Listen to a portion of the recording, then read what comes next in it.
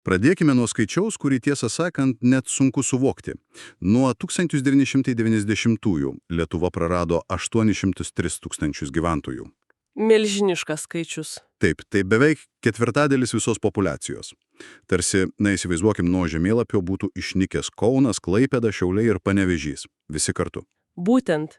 Ir štai kur, man atrodo, yra esmė. Daugiau nei pusė šio praradimo, net 416 tūkstančių. Tai yra tiesiogiai emigracija. Tai istorija, kuri suformavo, visos kartos tapatybę ir sukūrė mums tą emigrantų šalies įvaizdį. Ir tas įvaizdis buvo toks gajus, toks įsitvirtinęs. Atrodė, kad tai jau nekintama. Bet šiandien, manau, mūsų misija yra, pasitelkus krūvą šaltinių nuo išsamios 2022 studijos Push or Pull iki, sakykime, susų, bet labai iškalbingų statistikos departamento ir Eurostato duomenų, tiesiog išnarpliuoti šitą istoriją. Suprasti, kas slypi už tų skaičių. Taip. Suprasti ne tik, kas išstumė tuos 100 tūkstančių, bet ir atsakyti, ar tas emigrantų šalies naratyvas, ar jis vis dar galioja. Nes naujausi duomenys rodo, kad vaizdas yra, kur kas sudėtingesnis. Ir netikėtesnis. Būtent. Norisi suprasti tą mechaniką, kas buvo tie galingi stumimo veiksniai ir ar atsirado kokiu nors traukos veiksniu. Tai gal pradėkime nuo pat pradžių, nuo to didžiojo išvykio. Kas vėtė žmonės krauti lagaminus? Čia mums labiausiai padeda ta minėta 2022 studija Push or Pull. Jos autoriai išanalizavo visą dešimtmetį, nuo 2010 iki 2009. Jie bandė tiesiog matematiškai pamatuoti, kokie ekonominiai svertai turėjo didžiausią įtaką. Ir išskyrė 3 labai aiškus faktorius. Gerai, tai išpakuokim juos. Man visada kirbėjo klausimas, ar viskas sukasi tik apie atlyginimo skirtumą. Ar visgi yra kažkas giliau? Kas buvo tas, pats svarbiausias? Pirmasis ir, tiesą sakant, pats galingiausias turės didžiausią tiesioginį poveikį buvo santykinė ekonominė gerovė. Ir čia labai svarbu pabrėžti, tai nėra tik atlyginimas. Ne tik pinigai. Tikrai ne. Tyrėjai naudoja tokį sudėtingesnį rodiklį, jis vadinasi faktinis individualus vartojimas. Jis apima ne tik tai, ką žmogus gali nusipirkti už algą, bet ir tai, ką gauna iš valstybės, sąlyginai nemokamai. Viešųjų paslaugų kokybė. Taip, būtent. Sveikatos apsauga, švietimas. Vadinasi, jei žmogus svarsto ar likti Utenoje, ar keltis į Oslą, jis, instinktyviai skaičiuoja ne tik būsimą atlyginimą, bet ir ar jo vaikui nereikės laukti eilėje pas gydytoją pusę metų, ar mokykla bus gerai aprūpinta, ar keliai bus sutvarkyti. Tai visas gyvenimo kokybės paketas. Tiksliai. Tai bendro saugumo ir komforto lygio įvertinimas. Bet kas šioje studijoje yra tiesiog neįtikėtina, tai to poveikio greitis. Greitis. Taip. Tyrimas parodė, kad šio veiksmio poveikis emigracijai yra momentinis. Tai reiškia, kad jeigu gerovės atotrūkis tarp Lietuvos ir, tarkim, Vokietijos padidėja šiais metais, emigracijos šuolį mes matome dar tais pačiais metais. Palaukit, tai neįtikėtinai greita reakcija. Vadinasi, žmonės nuolat laiko pirštą ant pulso. Tai ne ilgai brandinamas sprendimas, o greitas atsakas į besikeičiančias sąlygas. Atrodo, lyg žmonės sėdėtų ant sukrautų lagaminų ir tik lauktų signalo? Iš dalies taip. Tai rodo, koks jautrus ir, tiesą sakant, racionalus buvo tas apsisprendimas. Žmonės aktyviai stebėjo aplinką ir greitai reagavo. Bet štai kiti 2 veiksniai. Jie veikia visiškai kitaip. Gerai, kokie jie? Antrasis ir trečiasis – tai santykinis nedarbo lygis ir pajamų nelygybė. Matuojama Gini koeficientu. Ir čia atsiskleidžia labai įdomus niuansas. Šių veiksnių poveikis yra atidėtas. Atidėtas? Taip. Pokyčiai nedarbo ar nelygybės srityse emigraciją paveikdavo ne iš karto, o tik po 1 metų. Štai čia ir matosi tas skirtumas tarp reakcijos ir ilgalaikio planavimo. Atrodo logiška, jei netinki darbo, tu nepuli pirkti bilieto rytojui. Tu ieškai darbo čia, Lietuvoje, galbūt tikisi, kad situacija pagerės ir tik po metų, jei niekas nesikeičia, galutinai nusprendi. Metai tai gana ilgas delsimas, galbūt rodantis viltį. Puikus pastebėjimas. Tai rodo, kad sprendimas išvykti dėl darbo praradimo ar jausmo, kad visuomenė yra neteisinga, yra kur kas skausmingesnis, lėtesnis. Tai jau nebe galimybių vaikymasis, o tam tikra nevilties išraiška. Studija pateikė ir labai konkretų skaičių, kuris iliustruoja nedarbo įtampą. Buvo nustatyta, kad bedarbiai turi 1,5 karto didesnę tikimybę migruoti nei dirbantis asmenys. Viena greita, oportunistinė, reaguojanti į bendros gerovės pokyčius. O kita – lėta, labiau apgalvota, kylanti iš nestabilumo ir socialinio neteisingumo jausmo. Bet abiem atvejais tai buvo, aiškus ir racionalus ekonominis apsisprendimas. Būtent. Tai nebuvo kažkoks emocinis, o labai pragmatiškas žingsnis. Tačiau, kaip jau užsiminėme pradžioje, net jei mums būtų pavykę visiškai sustabdyti šį ekonominį srautą, Lietuvos gyventojų skaičius vis tiek būtų mažėjęs. Taip. Ir čia mes prieiname prie kitos, daug sunkiau pastebimos, bet galbūt dar gilesnės problemos. Kalbame apie tai, kas vyksta šalies viduje, apie gimimus ir mirtis. Net jei niekas neišvažiuotų ir neatvažiuotų, mūsų skaičius vis tiek keistusi. Kaip atrodo šitas paveikslas? Ir tas paveikslas dėja yra niūrus.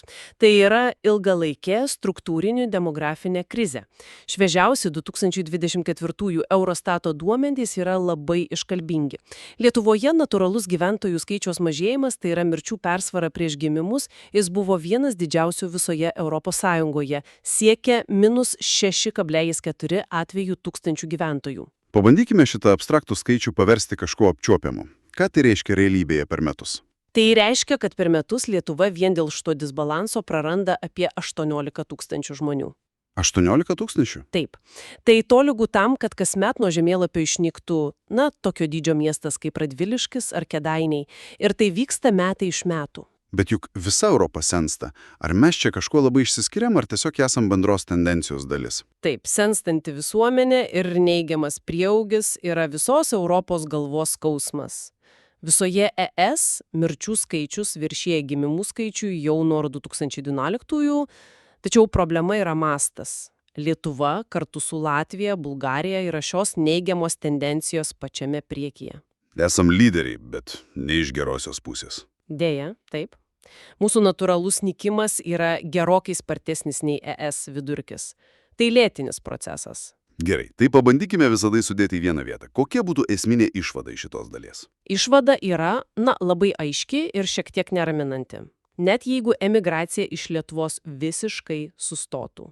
Įsivaizduokime utopinį scenarijų, kad rytoj niekas nebeišvažiuoja. Niekas. Mūsų gyventojų skaičius vis tiek toliau mažėtų dėl šito gimimų ir mirčių disbalanso. Dėl to teigiama grynoji migracija. Tai yra, kai daugiau atvyksta, nei išvyksta. Būtent, ji Lietuvai tampa nebe prabangos ar pasirinkimo klausimu, o tiesiog demografinė būtinybė. Tai vienintelis realus įrankis, galintis bent jau stabilizuoti gyventojų skaičių. Vadinasi, per kelis dešimtmečius įvyko fundamentalus psichologinis lūžis. Nuo šalies, kuri desperatiškai bandė sulaikyti žmonės, mes tapome šalimi, kuriai gyvybiškai reikia, kad žmonės atvyktų. Ir štai čia, atrodo, šaltiniuose slypi visiška staigmena. Po dešimtmečius trukusio praradimo, pastaruosius keliarius metus viskas apsivertė aukštyn kojomis. Taip, pokytis yra dramatiškas, o jo mastas stebina. Po dešimtmečių negatyvios migracijos pastaruosius 6 metus į Lietuvą atvyksta daugiau žmonių, nei iš jos išvyksta, o pikas buvo pasiektas 2020-aisiais. Kokie skaičiai? Tada buvo užfiksuota absoliučiai rekordinė teigiama grynoji migracija plus 72 tūkstančiai žmonių.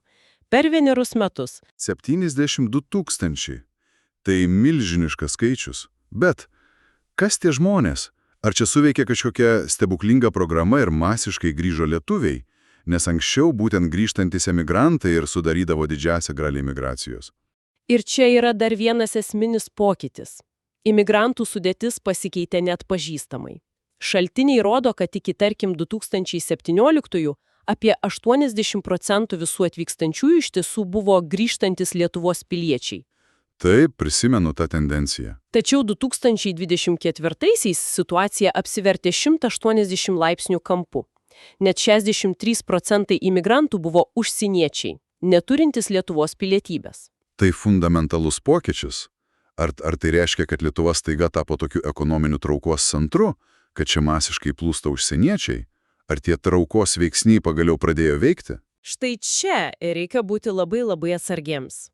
Visi šaltiniai, kuriuos nagrinėjome, perspėja, šį augimą reikėtų laikyti laikinu šuoliu dėl išorinių veiksnių.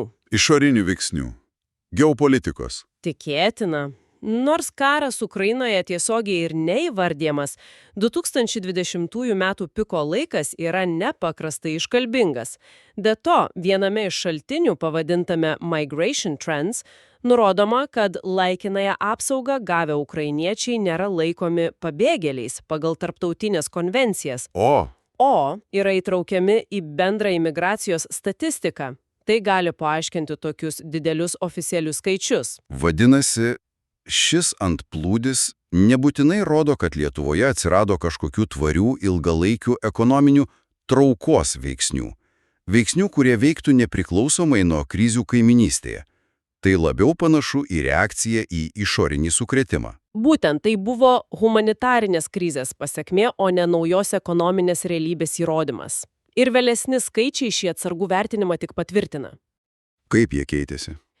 Na, jei 2022-aisiais grynoji migracija siekė tus rekordinius 72 tūkstančius, tai 2024-aisiais jis sumažėjo daugiau nei 3 kart iki 23 tūkstančius. Oho, koks kritimas? Tendencija akivaizdžiai ir greitai slopsta. Išorinio šoko efektas mažėja. Bet 23 tūkstančiai per metus vis tiek yra solidus teigiamas skaičius. Grįžkime prie to, ką kalbėjome anksčiau. Ar šito skaičiaus pakanka, kad kompensuotų tą didelį natūralų mažėjimą? Tos maždaug 18 tūkstančių praradimų per metus. Ir čia slypi viso šio balanso trapumas. Šiuo metu atrodo, kad taip. 23 tūkstančių teigiama migracija su kaupu padengia 18 tūkstančių natūralų praradimą ir bendras gyventojų skaičius šiek tiek auga. Bet šis balansas yra nepaprastai trapus. Migracijos rautai, kaip matėme, gali pasikeisti per metus.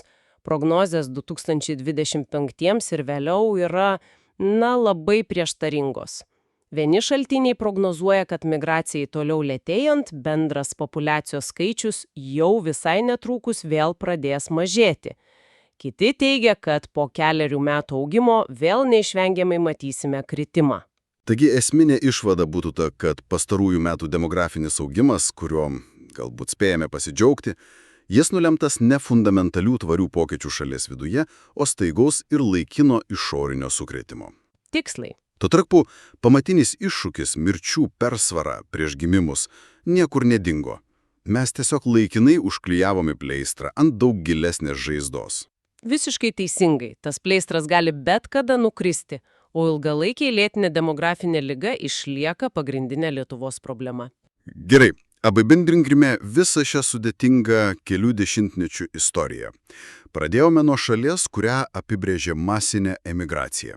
Kaip matėme, ją lėmė labai aiškus ir galingi ekonominiai stumimo veiksniai, gerovės, nedarbo ir nelygybės skirtumai.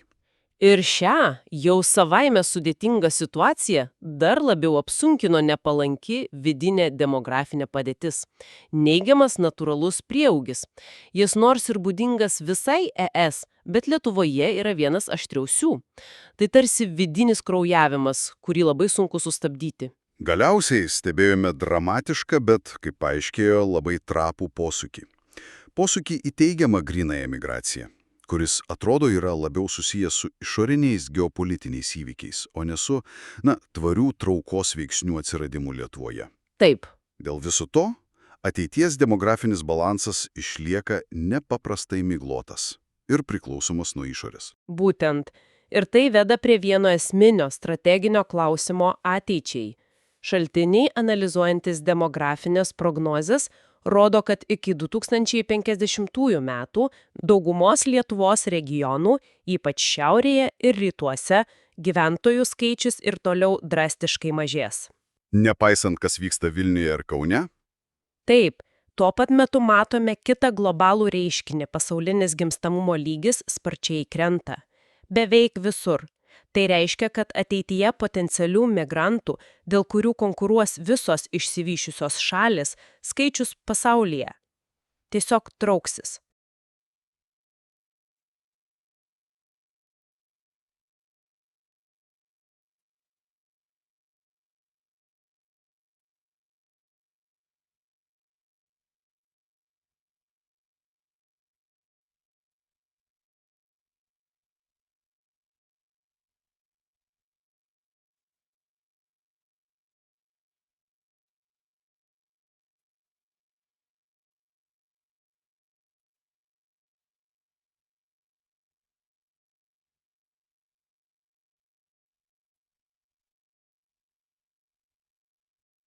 Būtent.